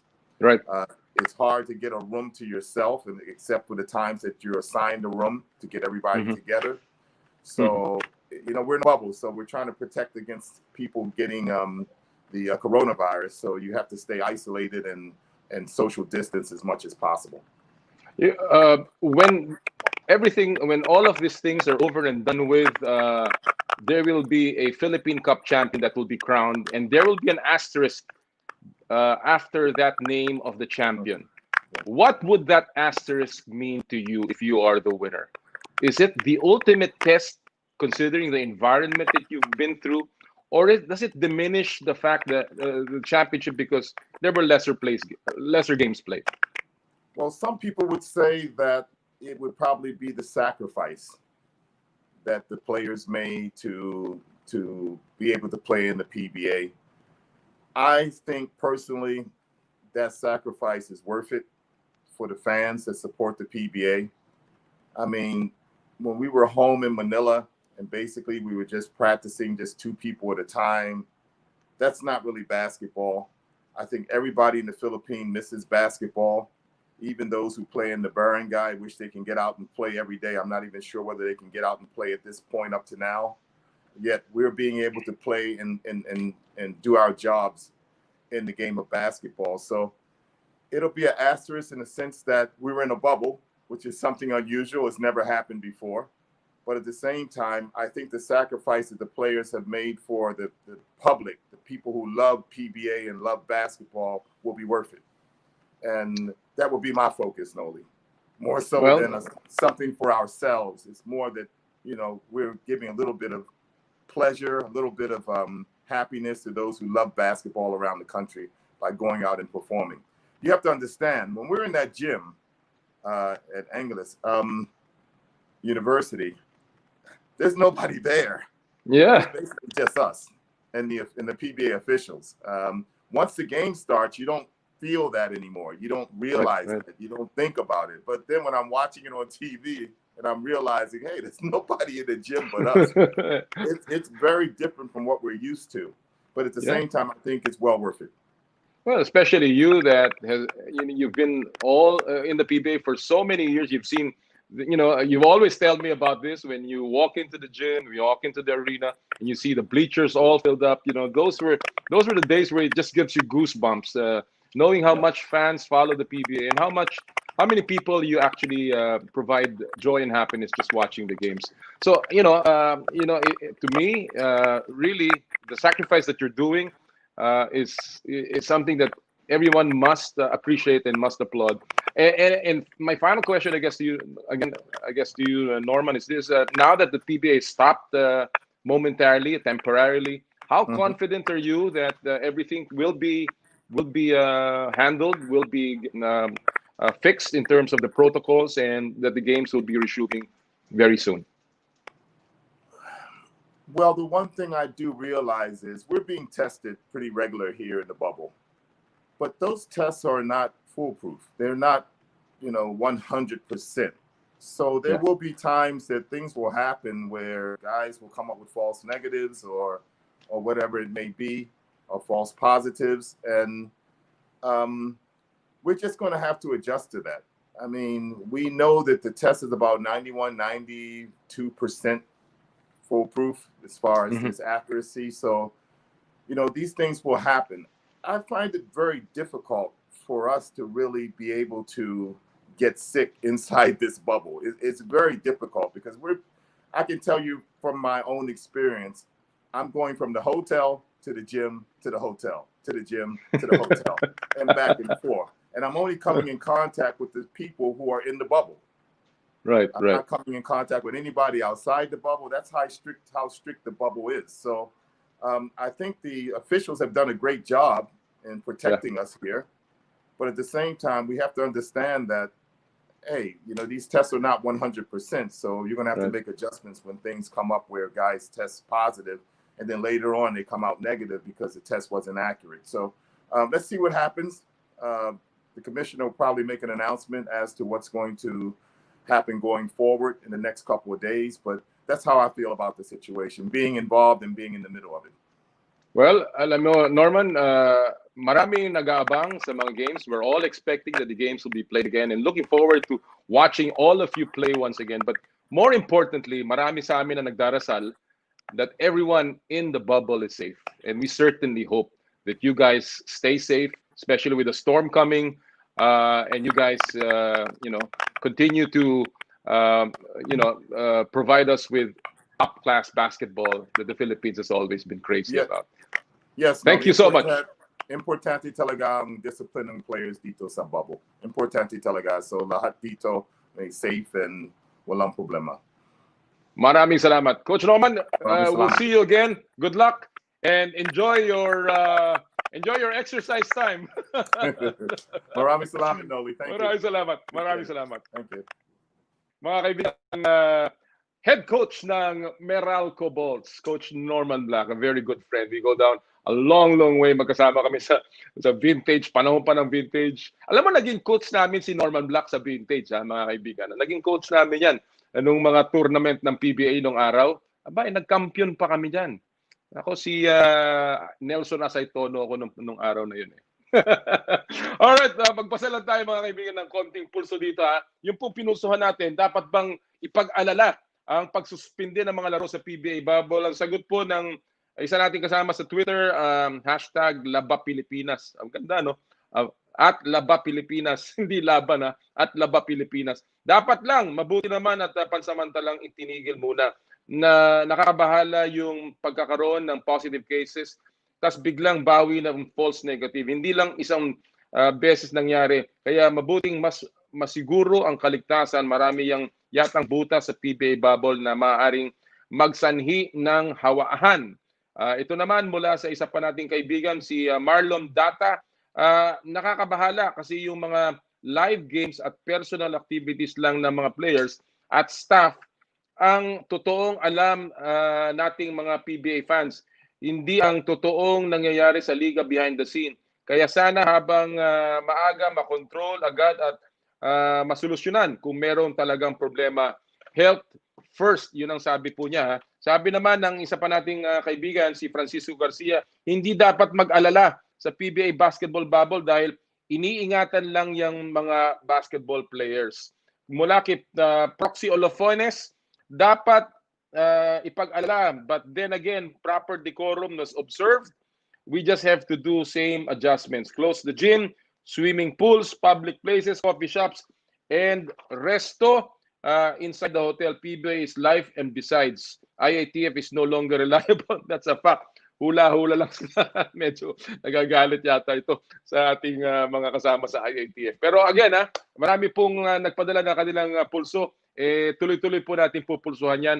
Basta ang importante, mag-ingat sa loob ng PBA bubble. Kahit ano pang bubble yan, mag-ingat po tayong lahat. Alright mga kaibigan, balikan na po natin ngayon yung panayam natin kay Donnie Ahas Nietes. Tagal ko na pong hinahanap itong ating pambato sa boxing at sa wakas nakuha din natin mga kaibigan ang 4th Division World Champion, ang pinakamatagal na naghari sa boxing and of course ang ating pinagmamalaki. Walang iba kundi si Donnie Ahas Nietes. Magandang araw sa iyo, Donnie. Good to see you. Magandang araw din sa iyo, sir, at sa magandang araw sa lahat-lahat ng mga boxing fans at saka lahat ng mga manonood. Aba, alam mo, matagal-tagal ka na naming hindi nababalitaan, kaya medyo hinahanap ka namin. Kamusta ka ba, Donnie? Ano bang pinagkakaabalahan mo ngayon sa panahon ng pandemya? Oo nga, medyo matagal na kaya talaga, sir, almost 2 years na ako hindi naglalaban. So, ito, okay naman sa panahon ng pandemya. mayroon ako lang pinagkakaaliwan. Nagtitinda ako ng mga ano tawag nito? Mga essential goods. Talaga. Ah, Very nice. nagtitinda ako ng mga alcohol, mga PPE, gloves, face mask, parang gano'n, Oh. sir. Anong mas mahirap? Mas mahirap ba maging negosyante o mas mahirap maging boksingero? Siyempre mahirap yung pagbubuksing, sir. Mahirap talaga Oo. yung pagbubuksing. Kapag Oo. magiging negosyante, okay naman kasi parang ano ba yun sa sa sarili mo, parang aliw mo lang sa sarili mo, sir, kumbaga. Oo. Unlike sa boxing, ka talaga, sakripisyo ka talaga. Kailangan mag-training ka pag may laban ka, tapos sakripisyo talaga ka. Pinag-uusapan yung training. Ikaw ba ay nakakapag-ensayo kahit na nagnenegosyo ka? Yes, sir. I think last month ako nag-start ng training. Okay. Oo. Oo. Kahit pa paano, kondisyon ka naman. Siyempre, sir, kasi parang may nag-offer sa atin, so pabalikin tayo sa laban. So kaya nag-prepare tayo sa pag-iensayo ulit. Ikaw ba, outside of yung boxing na training, meron ka bang ginagawang cross-training? Kasi katulad ni, let's say, si Senador Manny Pacquiao, alam natin yan, minsan mahilig mag-basketball yan, no? May mga ibang boksingero, mahilig naman mag-swimming. Ikaw ba, meron ka bang cross-training na ginagawa, Donnie? Yes, sa ngayon, sir, nagba-biking ako, sir. Yun. Nagbabike ako ng road bike, fat bike, at saka fixie. So, ang road bike na ginagamit ko, mga almost 100 kilometers yung tinatakbo namin, more than 100 kilometers. At saka yung fat bike, mga trail yung pinagdadaanan namin, yung bundok-bundok. At saka yung fixie naman, single speed, dito lang sa city. Yun ang kagandahan kasi alam naman natin na ang isa sa mga unang pinayagan lumabas sa larangan ng sports ay yung biking dahil outdoor activity yan, of course yung jogging. So mabuti naman at narinig namin na kahit paano nagpapatuloy ang iyong pagiging active sa pamamagitan ng biking. Yes, sir. Medyo matagal na ako nag-start ng pagbabiking. Nung una, nagbabike na talaga ako. Oo.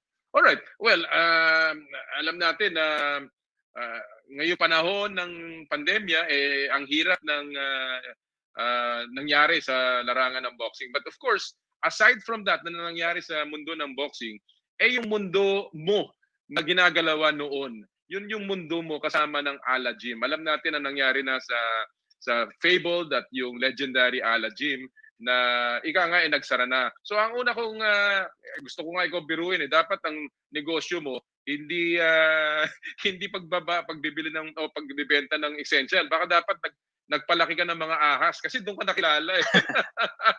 Pero kamusta na anong naging reaction mo Donnie nung narinig mo yung na magsasara na ang Ala Gym? Siyempre nalulungkot, sir, kasi una talaga yung Ala talaga yung ang Ala talaga sa career namin. Maraming tinutulungan ng Ala. Mula pang mga bata pa at hanggang sa paglaki, talagang grabe yung suporta ng Ala sa amin. Anong mga alaala mo sa Ala, Donnie, at anong mga leksyon ang mga nakuha mo? Lalo-lalo na kay Mr. Tony Aldeguer na hanggang ngayon ay pinapatupad mo pa rin kahit na wala na kayo sa Ala Gym. Siyempre marami talaga yung natutunan namin sa Ala, sir. Lalo-lalo na sa attitude, at saka pananamit. Marami talaga yung natutunan namin sa Ala about sa self-discipline. So talagang napapasalamat ako na nakapunta ako sa Ala dati. At bilang second parents, yung Ala, siya talaga yung nag-guide sa pamuhay namin. Alright, ngayon wala na ang dati mong promoter, dati mong manager at of course sabi nga na marami tatay-tatayan nyo na si Tony Aldeguer. Officially hindi na kayo magkakasama. May mga bali-balita na meron ka daw bagong napiling promoter. Meron ka na bang announcement na pwedeng sabihin tungkol dyan, Donnie? Yes, nag-announce na yung MTK Global last month yata, o nag-announce na sila na nag-contract signing ako sa kanila. So nag-sign ako sa kanila sa MTK Global. Okay. Bakit mo napili ang MTK Global? Ano mga criteria ang ginamit mo para ito ang piliin na papalit sa Alagim para sa iyo? Siyempre maganda yung offer nila sa akin eh. So kaya tinanggap ko sila. Una-una yung talagang matagal ko na pangarap na ma-negotiate yung laban against Chocolatito, Juan Estrada, at sa mga ibang big champion sa Superfly. Ito ba, ika nga, parte ng plano ngayon na may bago ka ng promoter? Ito ba ay mga parte ng plano na sinabi nilang gagawin nila para sa iyo, Donnie? Yes sir, yun talaga yung pinapromise nila sa akin na lalabanan ko yung mga dream fight ko. Kaya nag-sign agad ako sa kanila. It has been mahigit 2 taon na. Almost 2 years. December 2018 nung huli kang lumaban kay Kazuto Ioka. At ngayon ay 2 years later, 38 years old ka na, Donnie. Paano mo nakikita ngayon ang karir mo as you move forward? Dahil 2 taon kang natenga, 2 taon kang tumigil. Ito ba ngayon ay maghahabol ka ba ng yung nasayang na panahon, o ikaw ba ngayon ay medyo magsuslow down at pipiliin mo na lamang ang mga laban na gusto mong pasukin? Hindi, talagang gusto ko pa talaga na matutupad talaga yung mga pangarap ko dati na hindi natuloy yung mga laban ko dati, yung mga dream fight ko, yun talaga yung gustong-gusto ko, kaya ako nagbalik ulit sa larangan ng boxing. Meron daw sinasabing tinatawag na career-defining fight na inahabol ka pa. Pag-usapan natin 3 pangalan, no? Si Srisakit Sor Rungbisay, si Roman Gonzalez, si Chocolatito, and of course si Juan Francisco Estrada. Pag pinag-usapan niya mga pangalan na yan, bigyan mo kami ng order na gusto mong labanan. Sino ang gusto mo unang makalaban? At sa tingin mo ba itong 3 ito ang tinatawag mong career-defining fights? Yes, una-una talaga si Chocolatito Gonzales yung yung ilagay ko sa number 1 na una-unang lalabanan ko. Pag ma-negotiate yan, Chocolatito Gonzales, Estrada or Rungbisay. Bakit mo tingin na magandang laban at tama-tama, bakit si Chocolatito ang gusto mo, Donnie? Kasi nandiyan sila sa top super flyweight eh. So, kumbaga, as a fighter ka, so world champion ka, so kailangan labanan natin yun kasi siya ang nasa top sa Superfly eh. So, siyempre ako, champion ex-champion din. So, siguro, lalabanan naman nila siguro ako. Kasi champion naman ako dati. In terms of yung paglaban mo kay Chocolatito, yan ba ay pagkatapos yan, meron ka pang hinahanap na laban muli? Depending on what happens, of course, nagdarasal tayo lagi na mananalo ka. Meron ka pa bang sa tingin mo hindi mo pa o gusto mo pang makalaban aside from Gonzales? Ayun nga, si Estrada at saka si Rungbisay. Pagpapalarin tayo dito. Pagpapalarin tayo. Gusto mo talaga makalaban yan? Yes sir, yes sir. Yung 3. May mga plano na ba si MTK sa'yo para dyan sa makalaban na yan? Sa ngayon, baka this coming December, parang bigyan niya kami muna ng tune-up fight. Then after that, by February siguro, baka title fight na yon. So, depende pa sa performance by this coming December. Okay, so may pinag-uusapan tayong December fight. Ito ba ay mangangahulugan na ikaw ay lilipad patungo sa US para maganap itong laban na to? Actually, wala pang venue, sir. Hindi ko pa sure kung saan nila ilagay ang venue kung saan kami lalaban. Yung bang venue ay mahalaga sa'yo o kahit saan lalabanan mo, kahit dyan sa... Hindi sa naman na counter? mahalaga, sir. Kahit saan lalaban ako basta mapagbigyan na ako ng tune up fight. After that, world title fight.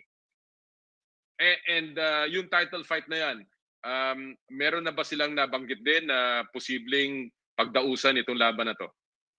Hopefully, ma-negotiate nila si Chocolatito or either Estrada or Bisayba. Mhm. Or either si Kazuto Yuka. Kasi champion pa naman yun si Kazuto Yuka. Yeah. Kung baka gusto niya pakipag-rematch sa akin ulit. Parang natatakot na yata lumaban sa'yo eh. Hindi ko alam. Okay. Donnie, alam natin na napakatagal mo naghari bilang isang kampiyon. You have the record ng pinakamahabang pagkakaupo bilang kampiyon ng boxing sa Pilipinas. Kontento ka na ba sa naging takbo ng karir mo sa 4 na division na nakuha mo bilang world champion at yun nga pagkakahirang sa iyo na napaka-matagal na kampiyon ng boxing? Are you satisfied na pwede ka nang tumigil? Parang hindi pa yata, sir eh. Parang may gusto pa kong yata hinahabol na matupad ko yung pangarap ko. Kasi matagal ko na talaga yung dream fight ko. Si Chocolatito Gonzales. Yung pinaghahabol ko na babalik ulit ako sa boxing na sana matuloy yung laban namin. Ano yung particular na gusto mo pang iiwan o patunayan sa karir mo, Donnie? Ayun, labanan ko si Chocolatito. Pag matalo ko siya, siguro, ayun, baka pwede na ako mag-retire pag matalo ko na siya. Depende sa takbo. Kumbaga, ito yung taong hindi ka pwedeng matulog na nakatirik pa ang mata nito. Kumbaga, parang ganun ang dating. Yes, sir. Parang ganun yun, sir. Oo. Mukhang talagang desididong ka dyan. And we certainly hope na magawa yan para sa'yo. Pero in terms of your legacy, kasi syempre lahat ng boksingero may iniiwan na ganyan. Yung iiwan mo sa mga fans mo. Sa tingin mo ba, ano yung legacy mo? Ano yung naiiwan mo sa kanila kung ikaw man ay titigil na sa pagboboxing? Ano ang pangalang Donnie Nietes? Anong kahulugan yan sa larangan ng boxing? Siyempre, malaking kahulugan. Hindi din basta-basta. Siguro yung pagiging fourth division world champion siguro, sir. Ayun, parang matatak na yun sa utak at isipan ng mga tao bilang isang world champion, fourth division, like nila Manny Pacquiao at saka Donaire. Siyempre ako pangatlo. Yun siguro parang hindi na talaga yun makalimutan ng mga tao. Mm-hmm. Meron ka bang plano na sumampa pa sa mas mataas na timbang? Sa ngayon, wala pang plano. Saka yung plano ko, yung focus pa ko muna ma-negotiate yung laban namin ni Chocolatito. Oo. Ikaw naman sapat na naipon mo, Donnie. At hindi siguro ito ba nga nilalaban mo hindi na para sa ipon, kung hindi talagang ito ba para makakuha ng respeto sa larangan ng boxing? Parang gano'n na, sir. Gusto ko talaga na matry na malaban talaga si makamit or tawag nito? O makamit or matupad ang dream fight ko before. Oo. Sapat na ba ang sa tingin mo nabigay sa yung respeto ng boxing experts ng mundo ng boxing at ng mga Pilipino kay Donnie Nietes? Kasi alam natin yan na may mga bagay na gusto natin sa buhay natin masabing kasama ako dun sa mga magagaling, pero parang hindi. Sa tingin mo ba ganun yung kulang pa yung pag-acknowledge sa'yo bilang isa sa pinakamagaling na boksingero ng kasaysayan ng Pilipinas? Siguro, sir, parang kulang pa talaga kasi sa nabasa-basa ko sa mga comment ng mga tao kasi parang wala daw akong nakalaban na kumbaga matibay at saka may mapangalan. Kumbaga wala pa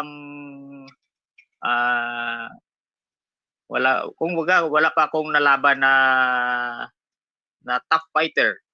Mm. So, kaya yun, pinapangarap ko na mailaban yun si Chocolatito kasi number 1 pound for pound yun, King eh. So, kaya dapat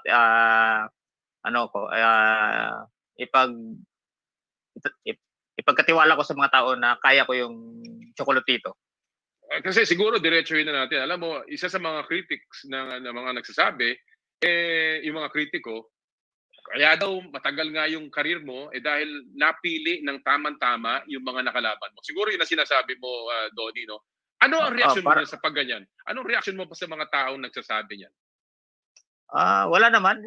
Siyempre, nagbibigay din lang yun ng lakas sa akin kasi parang ina-underestimate yung kakakayahan ko eh. So, hindi naman ako nagpapadala sa mga tao na ganyan. So, ngayon lang parang gusto ko sana na matuloy yung laban naman ni Chocolatito para paniwala ko talaga yung mga tao. Well, alam mo, maraming mag-aabang yan for sure dahil yun nga yung tinatawag mong career-defining fight na siguro once and for all, yun ang magsisimento sa iyong lugar sa larangan ng pinakamagagaling na boxers, Flash Ilorde, si Manny Pacquiao of course, at iba't iba pang mga naging sikat na mga boksingero. So, Donnie, before I let you go, ngayon na meron ka ng bagong promoter, ngayon na may mga hinahanda na, ikaw ba willing ka na rin na kung kakailanganing bumiyahe ka at manirahan muna sa labas ng Pilipinas, yan ay tatanggapin mo at malalayo muna ng pansamantala sa iyong pamilya? Of course, sir. So, talagang willing talaga ako na lilipad ako, sakripisyo ako. Talagang willing na talaga ako ngayon na handa na ako sa palaran. Babalik sa new career ko. May concern ka ba, Donnie, na sa tagal na natenga ka, medyo napakaraming kalawang sa laban mo, sa style, sa kondisyon mo? Meron ka bang concern na hindi ka babalik kaagad sa forma na talaga namang nagpatulog sa marami mong kalaban? So far sa tingin ko wala naman, sir, kasi nung last na training namin ni Coach, parang okay naman yung galaw ko. Yung sa akin lang, i-improve ko lang yung stamina ko kasi di pa masyadong kondisyon ng stamina ko ngayon. So kaya yun, everyday talaga kami nagti-training para ma-improve ko pa yung stamina ko. Sa mga galaw, bilis, okay naman sabi ni Coach. At saka power ko nandiyan pa rin. 38 years old ka na, Donnie. Factor ba yan sa tingin mo, sa laban mo, sa magiging mga laban mo sa susunod na taon? Wala talaga yung factor, yung age. Age is a number lang yun, sir. So yung condition ng katawan ko, basta training lang talaga, prepared lang talaga pag may laban. Alright. At ang panghuli kong tanong siguro, Donnie, is ano ang ika nga mensahe mo sa mga fans mo na matagal nang hinahanap si Donnie Ahas Nietes na talagang nangulila nung nawala ang Ala Gym, and of course nag-alala yung mga fans mo na baka hindi ka na nila muling makita lumaban. Ngayon na meron ka ng bagong promoter at may mga pinaplano na para sa'yo, anong mensahe mo sa mga fans mo? Siyempre sana ipatuloy ko nila ipag-pray na sana matuloy yung dream fight ko against Chocolatito Gonzales, Estrada or Rubisay. Sana ipag-pray lang nila na matuloy yun at sana palagi niyo akong suportahan sa mga sunod kong mga laban. Ayun lang. Very good. Well, kami umaasa rin at nagdarasal na sana nga matupad na yung pangarap mo na makaharap yung gusto mong maging karibal sa susunod mong laban, to finally once and for all na lagyan na ng tuldok ang karir ni Donnie Ahas Nietes bilang isa sa pinakamahusay na boksingero sa kasaysayan ng boxing sa Pilipinas. Maraming salamat, Donnie, at mabuhay ka. Okay, sir. Yan po mga kaibigan ang panayam natin sa ating four-division world champion Donnie Ahas Nietes, na siya rin ang pinakamahabang namayagpag bilang world champion sa kasaysayan po ng Pilipinas. Of course, si Donnie 2 taon nang hindi lumalaban niya. Huli niya laban si Kazuto Ioka noong December of 2018. Kaya medyo siguro kailangan talaga ng tune-up yan bago muling sumabak sa isang malaking laban na hinahanap niya, yung ganyan tinatawag na siguro career-ending, career-defining fight, yung pong kay Chocolatito Roman Gonzalez. Alright, mga kaibigan, siya nga pala, yun po sa mga nag-aabang ng ating panayam kay Coach Carito Villaroman. Si Coach Carito Villaroman, mga kaibigan, ang coach, pambihira to siya po ay coach ng dalawa nating ngayong golfer na Pinay na namamayagpag sa buong mundo. Si Bianca Pagdanganan na rookie po sa LPGA at si Yuka Saso na isang rookie sa Japan LPGA naman. Pareho pong magandang ipinapakita at ang isang common factor sa kanilang dalawa, maliban sa kanilang pagiging Asian gold medalist, ay pareho po silang naging o napasailalim kay Coach Carito Villaroman. Well, nagkaroon po tayo ng panayam sa kanya pero medyo naubusan tayo ng oras. Kaya po ipapalabas natin yung ating pong panayam kay Coach Carito Villaroman, our 3-time World Junior Champion sa susunod pong Sabado. Abangan nyo po yan, Coach Carito Villaroman. Alright, gusto ko bago tayo magpatuloy, gusto ko lang pong batiin si Maring Ingrid Mendoza. Magandang umaga sa iyo at siya daw ay nanonood. Sana ikaw ay laging masaya sa piling ng iyong minamahal. Iyon. Ayos na ayos, di ba? Okay, kinakamusta rin po natin Ito, si Ram Ramano. Dakko, nagpadala siya ng isang komentaryo sa Twitter. Sabi niya, kung ikaw si Asay Tono, ako si Meneses. Tama yan, Ram. Si Ram po kasama natin yan doon sa Rafi Hapa Cup. Sabi niya, hi Com, more power sa Power and Play. Watching kami lahat dito sa Lohas Hotel Clark Sports 5 Production and Tech Team for the PBA Bubble. Nagpadala pa siya ng litrato. Naku, all-star team to Doon sa litrato, ito kung mapapakita ko. Kita niyo yan All-star team yan Nandyan pa po si Commissioner Willie Marshall makikita niyo. Ayan si Commissioner Willie Marshall at saka ako magkatabi. Nung panahon po na naglalaro pa si Commissioner Willie, less than 40 pounds ago. Yeah. Com Willie Andyan si Seb Sarmenta. Andyan nandito ba si Chino? Nandito si Chino, alam ko At marami pang iba. Mga direktor, mga statistician, kasama po natin yan nung vintage time natin yan sa Rafi Hapa Cup ng PBA. Kamusta rin po kay Jet Sanchez, sabi niya, Com, the best talaga pag nagtatagalog si Coach Norman. Napapalingon mama at papa ko. Though more or less 40 years na siya dito, but I know English pa rin, first language nila sa bahay. Sarap pakinggan. Alex Compton man po, next Com, sabi niya, hanapin natin si Coach Alex. Pero alam ko nasa Amerika yata si Coach Alex. Pero yun, mas magaling pang magtagalog kay Coach Norman yun. Pero kita mo naman si Coach Norman. Ang susunod na dapat nagtatagalog na kanyan si Coach Tim Cone. Kailangan ganyan kasing galing ni Coach Norman Black. Kinakamusta rin ko po si Monsur del Rosario na nakasama natin last Wednesday. At si Eng Galicia at si Sebi Oliva. Magandang umaga sa inyo lahat. Maraming salamat sa imbitasyon noong Miyerkules. Doon po sa isang laro namin ng golf. Social distancing pa rin kami doon at may mga maskara kami. Importante ho yan sa lahat ng ginagawa ninyo. Laging social distancing. Nanonood din po sa atin ngayon at kinamusta natin si Herbert Jigger Menjola ng Malabon Fresh. Magandang umaga, partner. And of course, isang pagbate kay Romel Yugenko na lagi nating suki, and of course, si Roman Santos, ang ating kaibigan na nandyan ngayon sa San Pablo City. Lahat po ng mga taga San Pablo, sa San Pablo Medical Center at San Pablo Colleges, magandang araw po sa inyo. Sana po na ibigan ninyo ang ating mga naging panayam at mga naging features dito po ngayong araw ng Sabado sa Power and Play. Magsama-sama ulit tayo next week mga kapatid sa isa na namang episode ng Power and Play as we begin a new month ng November. Sama-sama po ulit tayo. Marami po tayong ihahatid at of course mag-update tayo sa mga nangyari sa PBA. Pero again, pagdasal po natin lahat po ng ating mga kababayan, lalong-lalo na sa harap ng pandemic at ng parating na bagyo. Mag-iingat po tayo. Malakas daw po yung bagyo dyan po sa Aurora, Quezon, tila ang magiging landing spot ng ating bagyong Rolly. Kaya po mag-iingat tayong lahat. Let's take all the necessary precautions as we prepare for Typhoon Rolly. Alright, mga kaibigan. Paano? Tapos na tayo.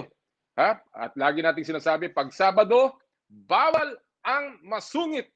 At sa lahat po ng ating gawain, ad maiorem Dei gloriam, all for the greater glory of God. Happy Halloween, mga kaibigan! Magkikita po tayo next Saturday. Bye!